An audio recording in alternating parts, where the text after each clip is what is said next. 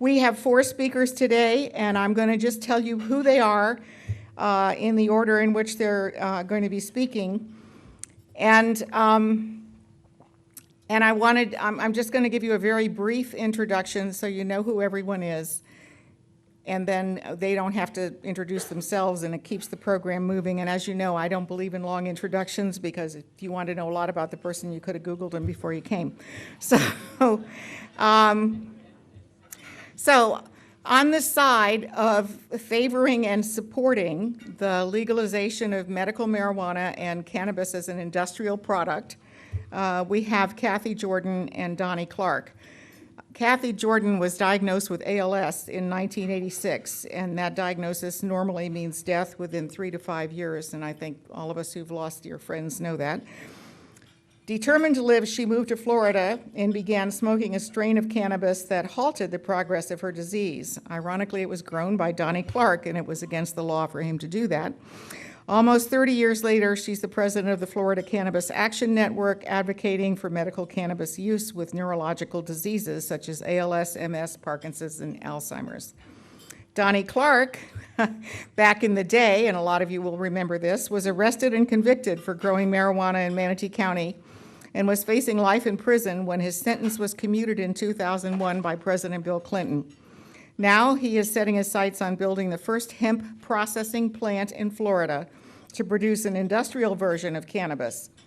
His Mayaca Gold strain, which is what he was growing when he was taken, was what kept Cathy Jordan alive, and he currently works with her to advocate for legalization. Speaking against legalization, and the reason why this topic, by the way, is important is because it is on our ballot, and it's coming up. We're all going to have to make an informed decision about this year. We have Dr. Jessica Spencer. She was the project director for the Manatee County Substance Abuse Coalition. She has a master's in substance abuse counseling and education and a doctorate in organizational leadership. She's been in the field of substance abuse, mental health, and addiction since 1997. And with her is Dr. Fabian Ramos, who is been practicing interventional pain medicine and attending patients in our community since 1999. He's one of the first board certified specialists in the United States to be recognized by the World Institute of Pain. He's board certified in anesthesiology, which is the specialty that pioneered interventional pain medicine. So with that, the speakers will speak in order, starting with Cathy and Donnie. I don't know which one of you wants to speak first. Yeah, go ahead. Now, I'm timing the speakers, and when the buzzer goes off, when my little bell rings, they have 1 minute to wind up. Each side has exactly 14 minutes before the bell rings, 1 more minute after that. Now? Yeah. All right. I was born here in 1940, at Braden General Hospital, and lived here all my life in Manatee County, except for the 12 and a half years I spent in prison. So, being that said, I grew marijuana, but my main focus now is on hemp. Mainly because of the farmers here, and being a farmer as I have been, we need a cover crop. I mean, we got over 4,000 acres of vegetables grown here, and a cover crop of what they really need. In Canada, they've been growing hemp there, and they've been averaging anywhere from $300 to $600 per acre for growing hemp, depending on the quality and the tonnage that they grow. And that's what I like to see here, because we desperately need this here for our farmers. And it's Manatee County, well, I think it is, if we put it in an industrial plant here, we got the port to ship it out, because there's going to be a lot of export in it. And I've been talking to Stan Cruz. He's got the largest plant in seed plant in Manitoba, Canada, and he's real interested. He's shipping out. He says his biggest customer is United States on hemp oil, and And there's two families in this, in the cannabis family. There's marijuana and there's hemp. And there's two types of hemp. You got one type of hemp for fiber and fabric, and the other for the oil. And it's just amazing, between the two marijuana and hemp, there's 27,000 shoot, I forgot the derivatives that's made from that, and that is a lot. I mean, so I'm talking mostly about the hemp. So I don't know where else to start on this here. I just soon sit down and y'all ask me questions if you want to, and I'll give it to Cathy. Thank you.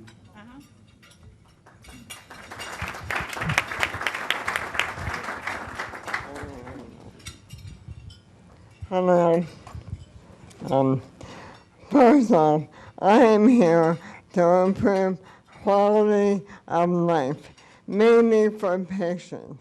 Anyone that is a patient and requires cannabis should not have to be arrested. I am also here for safety. If we have dispensaries, then you will have one place that will sell cannabis and only cannabis, and then when the dispensary is set up, you will not have 5 undercover drug dealers in your neighborhood. Plus, these people will have to pay rent, they will have to pay for licenses, they will have to pay for insurance, and they will have to pay taxes. So this is also for the problem. And so we can make money for us instead of costing us money. No patient should ever have to have their home rented. Also, as Donnie was saying with hemp, this is an economic engine. Everywhere that this has been made legal, it is really making a lot of money. Now, we import $500 million in hemp to our country every year. What is wrong with Florida growing hemp? Now, I think also I am not against research. I am in favor of research. I want pharmaceutical drugs made out of cannabis, but when you make the pharmaceutical drugs, I would like you to need the whole plant for me. Just as I have an heirloom plant in my yard, I would like to have a cannabis plant, because I do not think my system of medicating myself is broken. And I believe, as you see, the 12th Circuit Court in Florida has given me medical necessity. That means I have an outright right to grow cannabis for myself, because it would be detrimental. If I did not have cannabis, I would die. So I think proving a medical necessity, I think I have proved that. So also on rehab, I'm not big on putting children into rehab for cannabis, only because you can survive an addiction but you never recover from a conviction. Once you've been a convicted drug dealer, whether it is cannabis, heroin, no matter what it is, and it's always in your record that you have been arrested for drugs, and this is wrong. Everything else is forgiven. Why does a drug record stay with you forever? I'm not in favor of children using it, because little do people know that cannabis is produced naturally in your body. It is produced all the way up until you're 30 years old. Your body produces its own cannabis. So children should not be smoking it anyway because you're only overdosing your system, which is ridiculous. Now, also, cannabis is not a gateway drug. It is an exit drug. That is what we are telling people now. The studies have been done in California for pain pills that you take one pain pill every 4 to 6 hours. If you introduce cannabis with that pain medication, your pain medication may last 6 to 8 hours. And they are doing this in lozenges, not in smoked cannabis. They are doing this in medicated lozenges, just like you have a cough drop. You pop one in your mouth when you're out of pain, you're out of pain. So this is an excellent drug.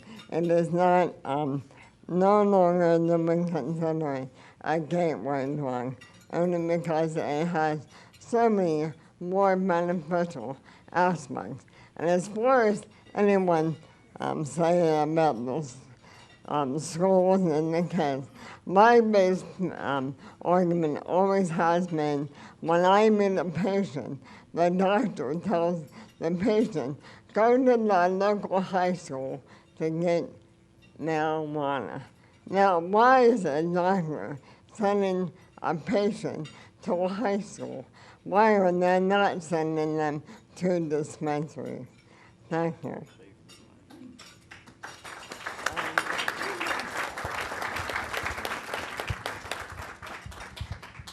First, I want to say I really appreciate the opportunity to speak at Tiger Bay today.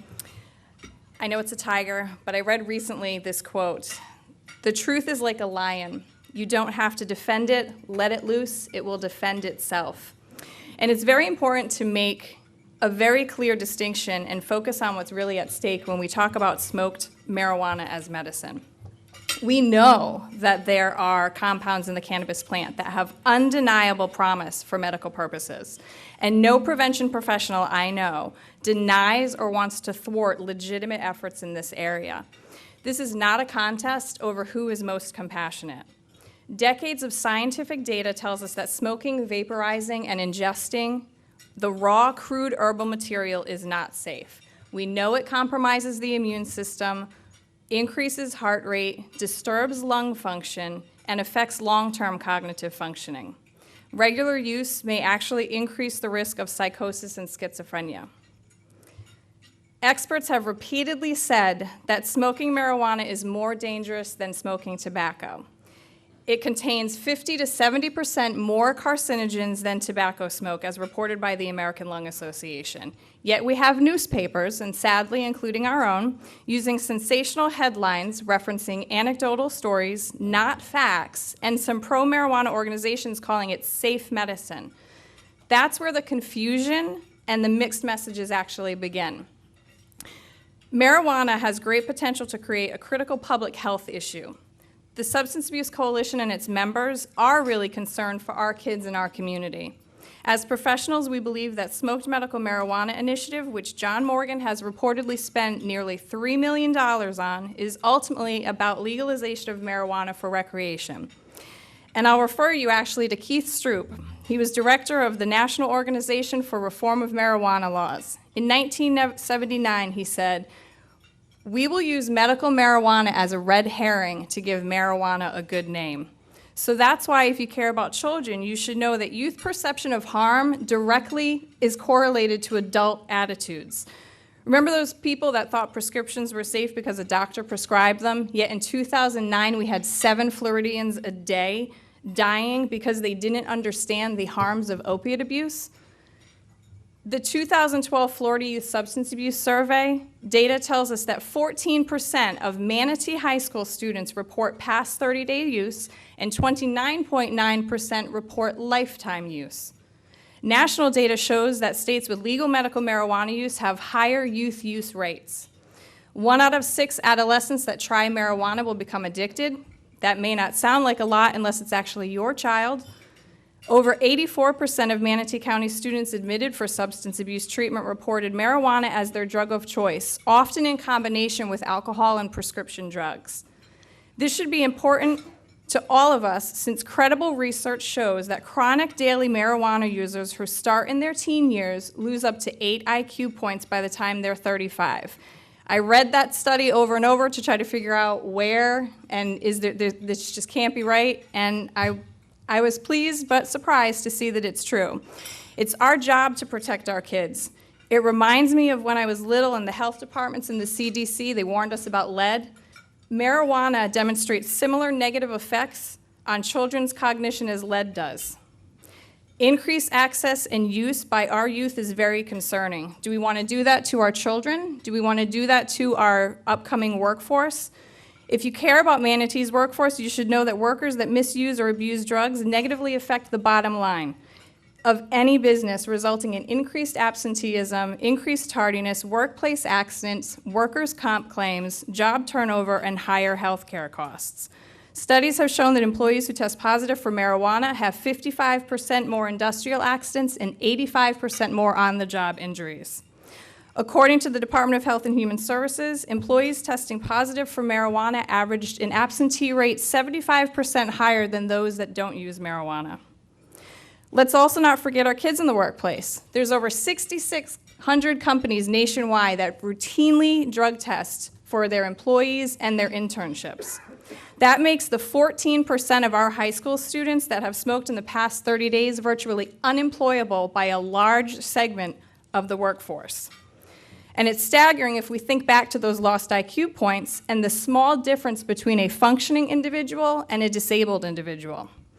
And you'll hear just go ahead and treat marijuana like alcohol and tobacco. Tax it like crazy. We can go ahead and take care of that road expansion out on University, give every student an iPad, computer, or any other worthwhile thing for the community that will make Manatee a better place. But the truth is, substance abuse costs our country $600 billion annually. And we know that for every dollar that is spent in tax revenue or is made in tax revenue by the alcohol and tobacco industry, another 10 goes out in the social costs. There's no way to tax marijuana enough. I know that Manatee County residents also care about the environment. You demonstrated that with Long Bar. So you should know that marijuana grow sites in other states have already shown major adverse environmental impacts, including increased amounts of carbon dioxide, fish kills from fertilizer runoff, and let's not forget that the upper aquifer in Florida is our chief main drinking supply. Other environmental impacts include poisoning of watersheds with cannabis byproducts, arsenic, and acaricide, and we're already urged to not eat rice from Texas and Arkansas because of the high levels of arsenic from the cotton grows and the meat producers. Let's also not forget the potential of product degradation from mold, fungus, mites, other bugs, pesticides, and toxins that are not regulated in your backyard or at marijuana grow sites. Contamination is inevitable. And like many other agricultural plant products, marijuana growers have introduced new fertilizers, hybrid blends, gene manipulation to grow faster, bigger, and more potent plants. The days of anyone saying it's a natural plant, it's a God-given herb, are over. Marijuana entrepreneurs constantly engineer these plants to create the highest high for marketing purposes, and in doing so, have virtually eliminated the cannabidiols, the CBDs, which are the beneficial portion of the plant, which we want to study more of. There's actually a website touting Blue Monster Hulk. It's a strain that has 22 to 26% tetrahydrocannabinol, the THC, the psychoactive component of the plant. They say it's enough to choke a horse. Hemp is also not a viable resource. It rots, which is why we use cotton and other textiles. They won't tell you, but we already have a lot of hemp producers in the world, and their product is degrading before it can even hit the shelves. We can't compete with the textiles that we already have, not only for the cost to produce them, and also the fact that they don't degrade like hemp does. Normalizing the word hemp, normalizing the word marijuana, hemp can easily be converted to a highly potent THC product through simple and inexpensive extraction processes. Colorado, we've heard about Colorado, legalized smoked medical marijuana, and state traffic reports show that fatalities where the driver was cited for marijuana doubled between 2006 and 2010. Marijuana is still the most prevalent drug detected in impaired drivers, fatally injured drivers, and motor vehicle crash victims. And a study just came out from Columbia University that in several states, these traffic accidents have actually tripled. Colorado is also evidence to the astronomical cost to regulate the cash business of medical marijuana. This is a cash business. As our Bradenton Police Chief advised, it opens the door for crime and fraud. The Florida Cannabis Action Network strongly advocates for veterans' rights to have access to and smoke marijuana to treat PTSD and depression. I notice that Robert Jordan, when I see him in public, he always wears his Vietnam hat, and I want to thank you for your service in Vietnam. But I want to tell you about another Vietnam vet. 20-year-old man dropped out of college to join the military because he thought it was the right thing to do and he wanted to serve his country. He flew helicopters and picked up downed machinery and soldiers. Not a day went by that he did not smoke marijuana to cope with his PTSD, depression, and moodiness. But I can tell you that smoking marijuana did not stop him from putting a gun in his mouth at the young age of 45. That man was my father, and I found him 2 days after my 17th birthday in our backyard. Smoking marijuana did not help my father, your military brother. So I urge all of us to not rely solely on anecdotal evidence to decide what will help individuals with their struggle with mental health issues. What is needed is clinical research. There are no simple truths with marijuana. Research has demonstrated that marijuana can be linked to psychiatric disorders and disturbances, suicidal thoughts, and depression. Why would we recommend this to individuals that are already suffering emotional turmoil? We owe them more than that. We owe our community more than that to not promote increased marijuana use. Dr. Ramos.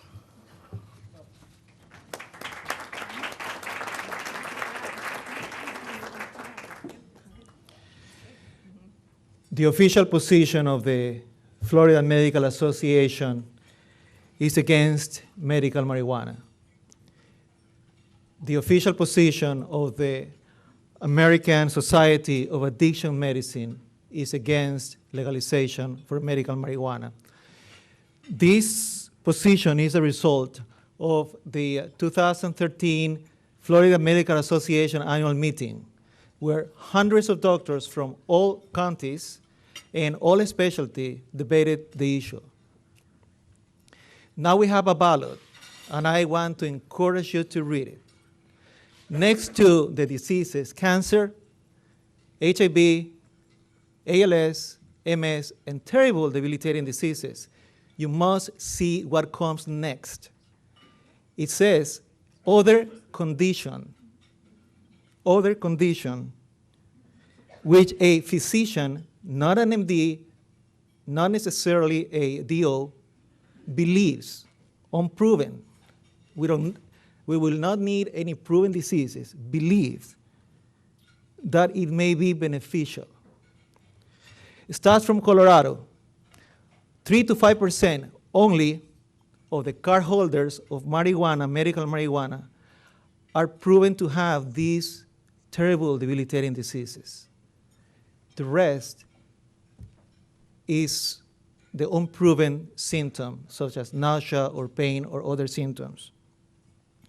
What I foresee, if this law passes, I foresee our teenagers, our youth, going confidentially, not to doctors' offices, but to marijuana centers to get not a prescription, but a paper certifying the useful need of marijuana.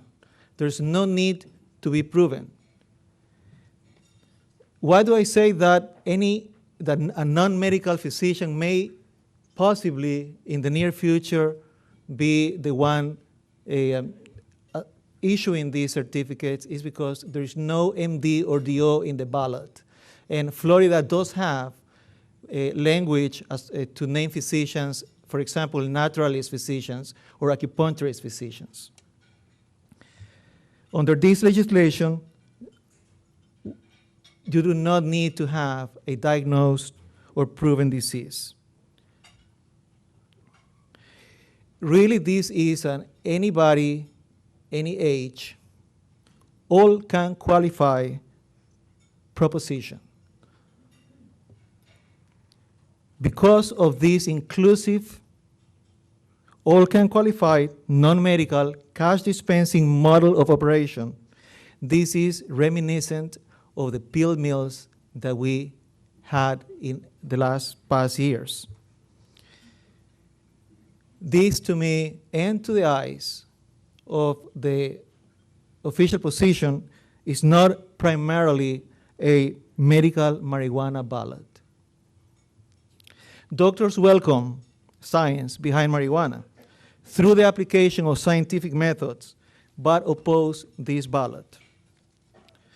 A few facts. Marijuana today is not marijuana of the past, and Dr. Spencer did touch on that. More than 85% of the marijuana holders, card holders in California and Colorado, are young men from age 17 to 35, more than 80%, with no history of chronic illnesses. One more minute. Yeah. A single hit of marijuana can impair the memory of anybody during 5 days. In Johns Hopkins, emphasizes this, part of the research was done there, to their students. And there are so many articles that I came across, so many scientific studies showing that early use under 15 years of age will produce a permanent memory and the ability to make decisions forever. Heavy use in the youth will, for decades, impair this ability to make decisions. Marijuana is an addictive medicine, and you should have seen how passionate the American Society of Addiction Medicine was when they were presenting their case on the floor of the Florida Medical Association. My personal position is against, and I strongly recommend to vote against the ballot. Thank you very much.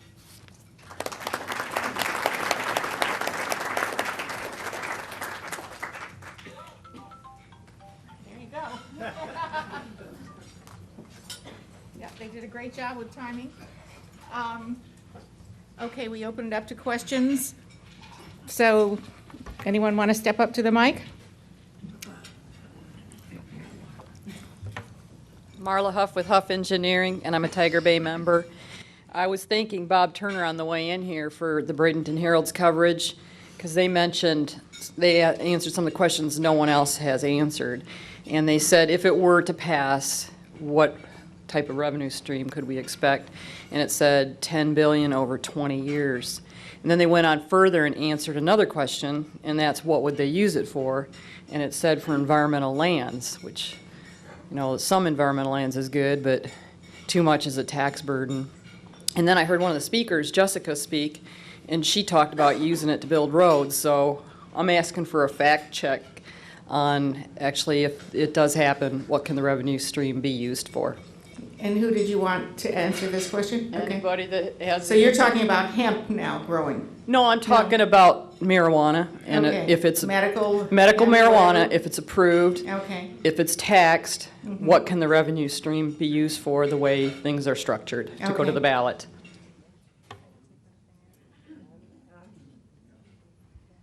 Actually, in Colorado, they do not tax medical marijuana, but now that they have made all cannabis legal, they tax the legal cannabis that people can buy.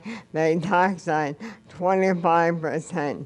The first couple of months Colorado did this, they made $20 million just in licensing. So this is so big, it would take a whole afternoon to explain this. But there would be a lot of revenue. Okay. Yeah. Jessica. I need to take my shoes off. It's all right. I'm gonna be falling all No over one the can place. see. Yeah. I took my shoes off, sorry. As far as the tax revenue, I think it's delightful. I mean, how awesome would that be? The unfortunate thing that we're actually seeing in Colorado and California is, and we've seen it in years past anyway, which I referenced alcohol and tobacco, there's no economist that has come out to say you can tax it enough, because the social costs outweigh whatever you're bringing in. And then who's going to regulate it? It actually, according to the ballot, is supposed to be regulated by the Department of Health. Does the Department of Health have a lot of extra money? Because in Denver, they've already said that to put a position in place to regulate it was around $600,000. I'd have to look at the figures, I don't have them with me. So you essentially have to create a whole department within your law enforcement. You have to create a whole department within the Department of Health to handle the regulation of it. It takes away from whatever tax revenue, and then why tax it? I mean, 25%, and that's a huge tax when it's not going to fix your crime rate either. I can go out to the street and buy it, and it's not taxed. So unfortunately, which I think that would be great, but there is no way to tax marijuana right now enough to not outweigh the social costs.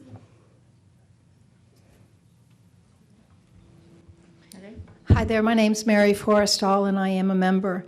My question is kind of twofold. If I understand correctly, using Jessica's numbers, she's talking about the high incidence of carcinogens and smoked marijuana, and she related that also to the teen use, which was somewhere around 25%. Admittedly, I guess it's probably higher for, if everybody answered honestly in a perfect world, that would be good. So my question is, if we controlled it and we regulated it, because I understand the carcinogens are added as they're farming in other countries that don't have clean and conditions and controlled and how they're processing it. That accounts for a huge amount of the carcinogens that we can't control. And are we talking about smoked marijuana or pill form or lozenge form, as Cathy had mentioned? Well, I'm in Colorado, it is legal outright. And the whole thing is about cannabis. Like, we all remember about alcohol prohibition. Cannabis has only been prohibited since 1937. And the only reason so many people are in treatment is, just imagine if that alcohol stayed in your system for 30 days. Cannabis stays in your system for 30 days. So on the first of the month, you may smoke a joint, but 20 days later, you're going to test positive. So, no matter what is a very negative outlook, I really think that your suggestion about regulating is a lot better. It is harder. The only way children get alcohol now is if their parents allow them to drink. And that is a different issue. I was raised in a house where it was no big deal to have a cold beer in the house. Because I was allowed to drink it, I never did. But that is also the parenting skills. And like I said, no child should use cannabis.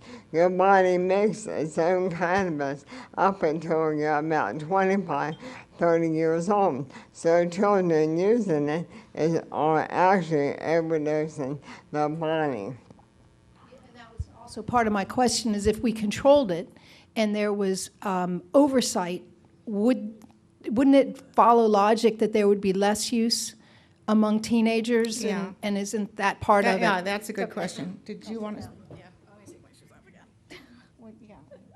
Might as well just keep them off. I'd like to tell you that the carcinogens are from after harvest and added, but they're not. Unfortunately, the plant itself has more carcinogens than the tobacco plant does. What was your other issue? Student use. What we've actually even seen in the other states is when it's legalized, the youth rates go up. And that has a lot to do with the perception of harm within the community. I I think her question was really if Yeah. can young people be prohibited and Not according to the ballot. No, ma'am. You can go to your doctor without your parents' permission and get a recommendation for marijuana. And marijuana is not the same that it was years ago when I was in school, when your parents were in school, when you were in school. I mean, the THC level in these plants right now, again, going back to the engineering, is so high, and that's what we're concerned with these children, and their brains are developing, and Cathy's right, children should not be using marijuana, absolutely not. Their brains are still developing, and their bodies are still developing. That's where a huge concern comes in, and it is with the smoked.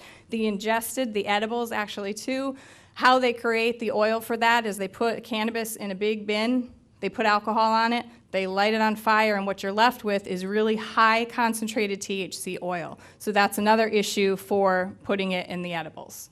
And that's what we're concerned with. I don't know if that answered your question. Sure, come on. Did you want to say anything? No, they're doing pretty good. Just to confirm that this ballot is open to any age, and there's no restrictions written in the ballot. So the ballot is what it is right now. We have to vote on that. But to going back to the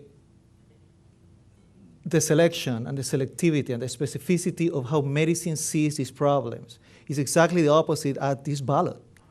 I would love to see a specific pill or to take their cause and bring awareness to the community so we can create what we need to create for them. But why, if we are really caring for this purpose, we have to add other conditions for any age in any situation? So it is the ballot itself that needs to be voted no. Their cause, I treat pain every day. I see the suffering every day. I will be standing here talking in favor of having the movement to request from the authorities and from research and from the grants anything that can be done to give and to create the pill or the spray in the doses that are appropriate, in the forms that are less harmful, with a delivery system that does not bring carcinogens or other problems. We don't smoke our hypertensive medications. We don't smoke our cholesterol medications. Nobody will tell you to burn a plant that can give you an antibiotic grown in your neighbor's yard. We are going backwards in science. We are here because science has taken us to a place, and nobody really is talking about going against the suffering. I deal with this every single day of my life, and this is why I became a doctor. But there is a reason why doctors in Florida, the very professions that could be advising medicine, is against it. But thanks for the question. Yes. Hi. Hi, my name is Andre Torkelson. I work for the Nolan Group. I am a Tiger Bay member as of today, actually. I feel like this is a... welcome. Thank you. This is a topic that I feel kind of passionate about. And so I have a question about, for, I think, Dr. Spencer. As far as addiction is concerned, where do you see... I know, of course, we all hear about alcohol addiction and people ending up in substance abuse programs, but true marijuana addiction, what is the percentage of people that you see with no other issues but truly addicted to marijuana? Because I have yet to meet anybody who's truly addicted to marijuana. Thank you. I haven't worked in substance abuse treatment for a while. I have some of our colleagues are here from substance abuse treatment that maybe can answer to what percentage they've actually seen from marijuana only. The difficulty with me when I was working in detoxes with youth and with adults too, they would come in and marijuana is their drug of choice. It's their primary drug of choice. We're actually even seeing now in other states, and I reference other states because we don't have it here yet, but that is the first thing when you fill out what is your drug of choice, they fill out marijuana. They experience withdrawal symptoms. You may not have experienced withdrawal symptoms before, but even people that I know and talk to on a regular basis, they experience withdrawal symptoms now when they actually stop smoking marijuana. The plant is not what it used to be, unfortunately, or fortunately if you're really into smoking weed. So as far as the data for today and the percentages, I do not have those. You would have to refer to your treatment providers.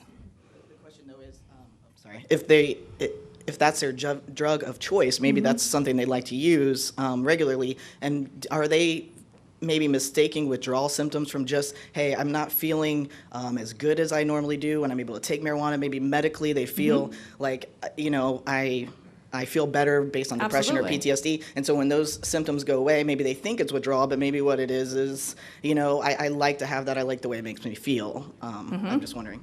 And you'd probably have to ask them directly that yourself. But again, withdrawal is a sign of addiction. So, which came first, the chicken or the egg? Which one do you want to debate or talk about? You know what I mean? So, I'm gonna learn to just no, stand you're here. fine. One more. I get one more. Okay, no. We so, can talk after too if I'm not Sure. answering it clearly enough. Yeah, absolutely. I'm just curious because I feel like, if that is a withdrawal symptom, I'm sure people who are on pain medications have withdrawal symptoms. Those are perfectly legal. Alcohol obviously has withdrawal and is perfectly legal. So I'm just wondering, this plan has been around for 4,000 years. In 1936 or 7, it was made illegal. I'm just wondering, it's not like there's not a lot of data out there in the past. I mean, our country was started with people using hemp. So I'm just wondering. Well, hemp or smoking cannabis? Okay, because They now use- you're bringing hemp into it, so I'm not Yeah. sure which one you want me to talk about. But I'm just saying it's been around for a long time. Yeah, no, absolutely, for sure. And the thing is trying to go back and compare it to 4,000 years ago or even back in the 1930s is like comparing water and tequila. It's not the same plant anymore, unfortunately. And it's true, it's not. The THC back in the 1970s was 1% to 2%. The THC we're seeing now is 10% and higher, depending on how they're genetically engineering the plant. You can see that out actually in your dispensaries too. So we're not talking about the same plant that our forefathers or Jesus, I've heard Jesus too, smoked 4,000 years ago. So if it was the same plant, we would be having a different discussion. It's not. I don't know if I'm answering that or not. That's fine. That's an answer. You're making me rethink my coffee. I don't know about you. If I don't have my coffee in the morning, I get withdrawal symptoms. Yeah, same thing. I'm trying to kick Arnold Palmer right now, Yeah. so. Hi, thanks for the opportunity. My name is Hayden Falk. I'm down from Citrus County, and I'm not a member, but this is a great forum. I probably will join up to be a member. I hope so. But I am a patient at Moffitt, and I have been for 5.5 years. I have a non-curable blood cancer called multiple myeloma. I spent 35 years in chemical plants and fertilizer plants and all sorts of places. Probably I got it from benzene or one of those things. But anyway, it doesn't bother me to have cancer at all, and I'm a user of marijuana for 42 years. I'm 75 years old now, and I think that basically I've been through a guinea pig experience with that. I've been in 4 clinical trial studies now at Moffitt, and in the group that I'm in, there's 450 of us, and they're in their last stages of trying to find something that'll help them. 80% of that group is given a pain pill. Now, these are not, I'm sorry, 50% are given pain pills, 80% are given chill-out pills. Now, these are things like Xanax and Valium and Ativan and Prozac, Paxil. It goes on and on. They're all addictive. The other group that's getting the pain pills, they're getting the Oxys and Roxys and Percocets and Vicodins. And again, on and on and on. I've never taken a single one, and I won't need, I don't think, to take one. Now, does marijuana keep me from doing that? I think it does. You have a question? I do have a question. Okay. My question is, why do you all want to group marijuana into this recreational thing? Most of us in the medical end of it, we think of everything that you're talking about, whether it's some guy that wants to chill out at 5 o'clock with a beer, that's his choice. It could be marijuana he chooses, it could be a Xanax that he chooses, but the people like me, we don't ever think of anything as marijuana as being recreational. It's all medical, but that's my question.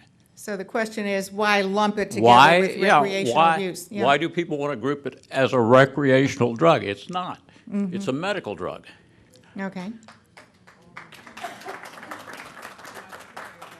I guess we should have the doctor answer that one. Yeah. Well, thank you for the question. You have precisely made my point. Why? Why should we do this. And we are gathered today to talk about what is going to come in November. And in November is going to come the ballot. And my question is the same. Why should we group these horrible diseases on a open door to our teenagers?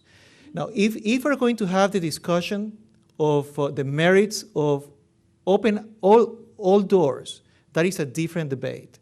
But we have here is what is in the ballot. The medical marijuana is open not only to you, but to everybody. To me, we should channel in the resources of investigation, taking your case and group them to similar patients and creating a study research to come up with specific answers. This is how medicine works, this is how medicine evolves, and science proves day after day that allows our society to advance forward. So I am with your cause. I am just against what is being tried to be made in the ballot. I'm against the ballot.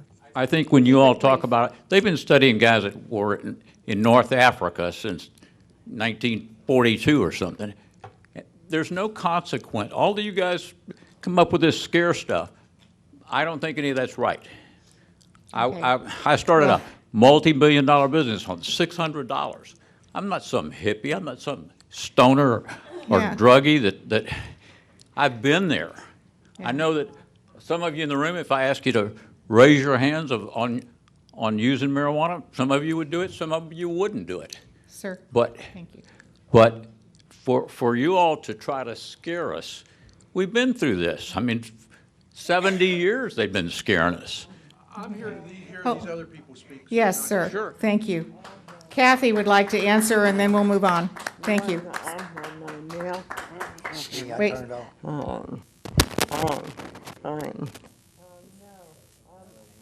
We can't hear you. No, I agree with you. I have been to 4 universities. I'm in the University of Miami, the testing center, where they actually write me a pharmaceutical prescription to smoke marijuana on the grounds of the college. I've been to USF, where they filmed me for 45 minutes. I've been to 30 neurologists. I've been to Duke University and the University of Penn. And all these brave neurologists do not know a thing about your endocannabinoid system. Even the pain doctor apparently does not know about your endocannabinoid system. Until 1937, we were medicated with medicine from cannabis. And this almost cured Hodgkin's disease. It almost cured Crohn's disease. It was only the only medicine safe enough for infants. Okay, thank you. Hello there. My name is Cliff Curley. I'm a member and I'm president of J.C. Curley Company. We're broadcast consultants. Let me first say thank you for putting on this timely subject matter. Let me say to our new member over here, my son was a perfect example of someone who was caught up as a drug of choice, and for 3 years he couldn't walk away from marijuana. Took him down a terrible road. Having said that, my real question is for Mr. Clark. Besides being a convicted felon for drug-related charges, what learned expertise do you have to tell us about the beneficial effects of medical marijuana? Sir, I really should say that he didn't come here to speak about he came to speak about growing hemp as an industrial product, as an agricultural product. I thought based upon the topic and the subject matter, that's a fair question. Well, it is, but I should mention that's probably more our fault than his. Well, I've seen a lot in the last 6 or 8 months, and when I was growing it, and up till 6 or 8 months ago, I only used it to get high with, dancing and stuff. Cathy had educated me, And I've done a lot of things I'm not going to say about because the law's here. But anyhow, I seen, but anyhow, I've seen it cure cancer. I mean, I'll give you an example. There's a guy named Donnie Gibson. He said I could use his name. I don't know if any of you know him in here, but he's from Mayaca City. He builds barns, fences. When I went to him, he was on oxygen, 24/7. He was yellow looking. He had stage 4 lung cancer. So I go out to Mayaca. I got buddies out there. You can write this down. That I got a pot, brought it back, had some people make oil out of it, took it to him. Well, I took it to 3 different other people. And one of my best friends that we used to ride bulls together, he used to work for me when I was in prison. He wouldn't take it because he's never used hemp before. And he wouldn't take it, and he's dying right now to this day with cancer because he's afraid of the Medicare and Medicaid and his insurance. He'd lose it. But this Donnie, he's taken it. He's working now. He's cured of it. And I've seen that, and I've seen another guy with a brain tumor doing it. And there's a lot of medical use in it that I'd never known before. And I mean, she knows it. She knows everything I think you know about pot, because that's been her life. And she come up with this odd couple about her and I, you know. I got life for growing Mayaca gold. She got life for smoking it. And the first thing I met her, she said, "Do you have any more of those seeds?" I said, "Hell no, the law took it all." So that's all I know about it, but it's been amazing to me. And I should be out selling my books, and I'm out here fixing to go back to jail again, so. Yeah. First of all, thank you all for being here. I guess I'm a little confused. Dr. Spencer, my brother is also an addiction counselor up in Orlando. And the conversation we had this weekend is how confusing that research you quoted is. For every research that you can show, there's another study that shows the opposite. And we're not talking about the same facts. Everybody's picking and choosing depending on who funds the program and what their intention is. Mm-hmm. Some of that might be true, but on the other side, I can quote a study that says just the opposite. Dr. Ramos, I'm a little confused also because the AMA is against marijuana. However, you're prescribing highly addictive narcotics on a regular basis. I guess I'm confused. And Dr. Spencer, are you saying outlaw cigarettes, alcohol, and everything addictive, or just no to pot, but all the other narcotics are okay? I'm a little confused, and I don't think we're having a very honest discussion. And to be honest with you, I'm a little embarrassed sometimes because what I noticed sitting here is when Mr. Clark was speaking, I saw some of you were being pretty rude, and I think it's unfair. You know, one side might speak better and bring these so-called facts, but I think some of our members have been a little bit unfair to some of our guests here today. But I would like to address the question about the highly addictive narcotics and the multitude of studies. Okay. Can you keep it short? Because we really got to wind up. Short. I prescribe medications. I never prescribed to smoke any medication. So I practice within the boundaries of the FDA and the regulations. But you are absolutely correct.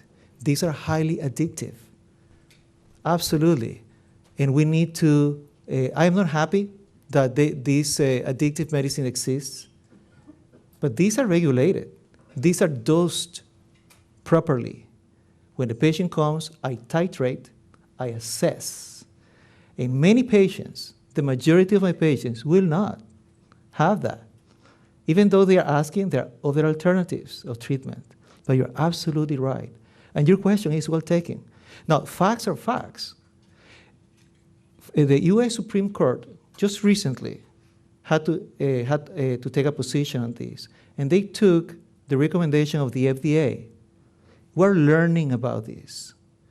And the FDA position was that up to this point, there is no clear study that is strong enough to support the use of smoked marijuana. So that is through a lot of investigation.